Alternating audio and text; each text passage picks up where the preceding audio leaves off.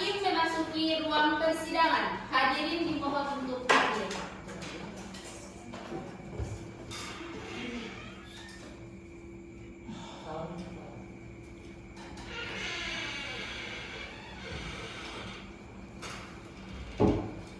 Hadirin dipersilakan untuk duduk kembali.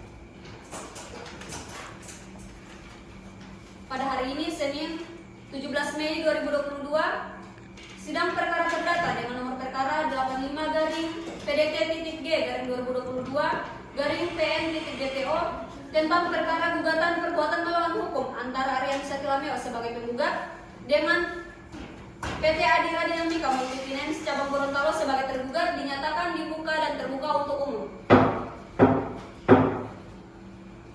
Berdasarkan agenda persidangan yang sebelumnya, agenda hari ini adalah pembacaan replik dari pihak penggugat. Sebelumnya, apakah saudara penggugat tetap pada pendirian saudara? Iya yang mulia, kami tetap pada pendirian kami yang mulia. Baik, kepada saudara penggugat, dipersilakan untuk membacakan replik dari saudara. Dipersilakan. Baik, izin berdiri untuk membacakan replik yang mulia. Silakan. Perkenankan saya menyampaikan replik atas jawaban tergugat sebagai berikut. Yang pertama, bahwa penggugat tetap berpegang teguh pada dalil-dalil sebagaimana telah ditemukan dalam gugatan yang didaftarkan di Pengadilan Negeri Gorontalo tertanggal 16 April 2022 dalam register nomor 85-PDT-2022-PN Gorontalo. Dalam arti yuridis, gugatan penggugat dianggap dicantumkan kembali dalam replik ini dengan petitum yang tertera di dalam surat gugatan. Kedua, bahwa eksepsi tergugat yang ada pada pokoknya menyebutkan gugatan penggugat tidak jelas alias kabur dengan alasan karena tidak memberikan uraian unsur-unsur sesuai pasal 1365 KUHP Perdata atas unsur-unsur yang berkekuasaan atas perbuatan melawan hukum. Penolakan tergugat terhadap dalil penggugat tidak memiliki dasar hukum itu tidak jelas.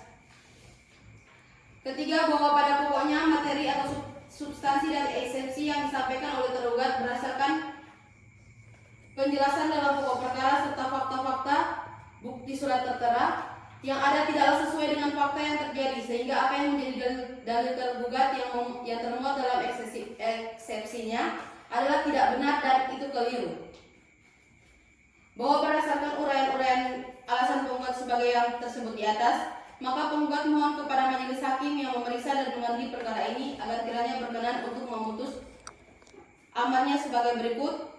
Pertama, menolak eksepsi dari tergugat untuk seluruhnya dalam pokok perkara. Kedua, mengabulkan gugatan penggugat sebagaimana dalam petitum penggugat. Dalam pokok perkara, mengabulkan gugatan penggugat untuk seluruhnya, menyatakan tergugat melakukan perbuatan melawan hukum apapun terhadap penggugat, menyatakan batal dan tidak sah perjanjian pembiayaan secara fidusia nomor 0708 2021 17 19 dengan turunannya, yaitu perjanjian nomor 0708 2021 5515 dan 0708 21 219681 dengan akta fidusia nomor 1537 serta sertifikat jaminan fidusia nomor W26.001283.AH.05.01. 4. Mewajibkan semua ganti rugi untuk kerugian material maupun imaterial yang dilakukan oleh tergugat. Menghukum tergugat untuk menyerahkan atau mengembalikan kepada penggugat dalam keadaan sempurna tanpa kurang dari satu apapun terhadap objek jaminan fidusia. Terakhir, menghukum tergugat untuk membayar seluruh biaya yang timbul akibat perkara ini. Demikian replik ini kami sampaikan atas perhatian majelis hakim yang memeriksa dan mengadili dan memutus perkara ini. Kami ucapkan terima kasih, dan apabila majelis hakim memiliki pendapat lain, penggugat memohon putusan seadil-adilnya. Demikian, semoga Tuhan Yang Maha Esa selalu menyertai kita. Terima kasih. Baik, kepada pihak tergugat, apakah kuasa hukum tergugat akan menanggapi surat replik dari penggugat?